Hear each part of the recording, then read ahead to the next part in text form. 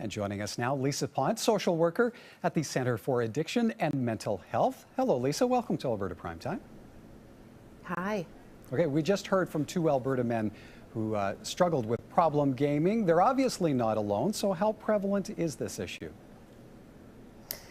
It's a growing issue for sure, and I think the research has a fairly wide range because I don't think there's really sort of a universally agreed upon definition of the problem or way of screening and assessing for it. So the range is anywhere between 1% and 8% across Canada. Okay, does it primarily affect teens? Is there a demographic most at risk?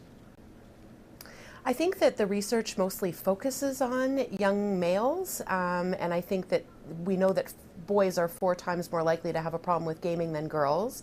I think the research is predominantly focusing that age group, and certainly at CAMH, that's the age and gender that we see, transitional age male youth. But it does reach into adulthood, though, too, does it not? We saw in the future university students being included. Absolutely. In fact, some of the research says that post-secondary students are actually at greater risk. But I think because the research is in such early stages, it's hard to say anything conclusively. But I think that we are definitely kind of more concerned about younger people also because their brains are still developing, and the impact can be more difficult to reverse if they're in the years where they're having to build towards their future. Your organization, the Centre for Addiction and Mental Health, created Lost Boys, a documentary defining some of the bigger issues around problem gaming. Let's take a look.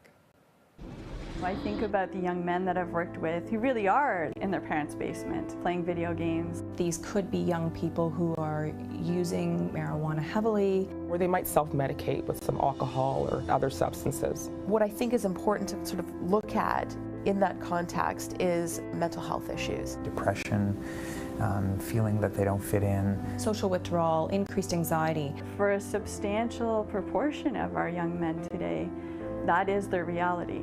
We can see that for a lot of young men, a lot of them are quite isolated, and it's scary what this could lead to. So Lisa, there are many issues linked to problem gaming. What are the signs and symptoms parents and educators need to pay attention to? I guess the obvious one is long hours spent online, and certainly if that's increasing over time, that would be a red flag. Changes in academic performance, that's a big thing. So there's usually impact on school performance or work performance. Often sleep difficulties, going to bed late, having trouble getting up, being tired throughout the day.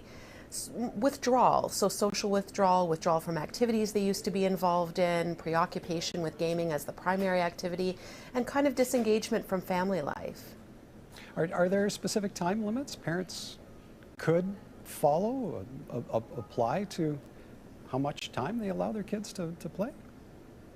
I think limits are really important, and I think they're sort of age and situation dependent. So certainly the Canadian Pediatric Society recommends much less screen time for younger kids, but it's becoming increasingly difficult to avoid screen time because it's being integrated more and more into our lives, including classrooms. So I think people really need to just keep their eye on balance rather than a specific number. It's sort of how much time does it take to do all the other things you need and want to do, including homework, exercise, sleep, and then kind of working backwards to create an amount of time that seems reasonable. A nice balance. Okay, so now the games themselves, are they created to be addictive? Absolutely. It's a business. They are highly engaging, immersive activities that have components like intermittent reinforcement, the same kind of reinforcement that's involved in gambling games where certain things happen at a certain schedule, and sometimes you win and sometimes you lose, that make it a highly reinforcing activity. The issue is often referred to as problem gaming, but is internet gaming disorder actually recognized as an official diagnosis? Well, it's really significant actually that it made it in the sort of up for consideration section of the Diagnostic and Statistical Manual, so the quote-unquote Bible of psychiatry. And which means that there's already a fair bit of evidence to support that this is a problem, but it takes a while for the research to catch up. You know, folks, family doctors, counselors, people that work with youth are seeing people come in distress around this issue. They're identifying it as a problem. So sometimes it just takes a little while for the research to catch up and sanction it as an official diagnosis. You mentioned family doctors. Is the medical community actually looking for this, targeting it? I'm not sure that they're targeting it. I think that they're seeing a lot of it. They've got, you know, parents who come in asking questions, and they're concerned about the amount of time their kids are spending using on screens. And you know, I think they're kind of wondering what to tell these parents. And certainly, if they have kids of their own, they're wondering about how to implement healthy balance in their own homes. This is sort of unprecedented, right? We're trying to kind of figure it out as we go. There's really no parents of previous generations to ask. We're kind of all figuring it out together. Okay, your organization obviously helps people who are faced with this issue. So what kind of treatment options are available? We do a lot of group treatment using cognitive and behavioral therapy. We make sure that we involve families, because very little happens if families are not involved, because generally the youth we're seeing are still living at home. And we're also looking at any kind of co-occurring or underlying issues that might be contributing to the problem. So, you know, potentially doing things like psychiatric assessments, or, you know, screening for things like ADHD or learning disabilities that could be contributing to the overall problem. Is there research being done on this?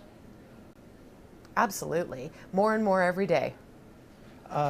So last word, parents watching. And there'll be a lot out there who know what you're talking about, because they see it in their own kids. They need to know that there is somewhere to turn. That is the case, though, right? Absolutely. I think people are really kind of recognizing this as an issue, and they're really rising to the challenge of trying to support people who are impacted by this issue. So I think a good place to start always is your family doc.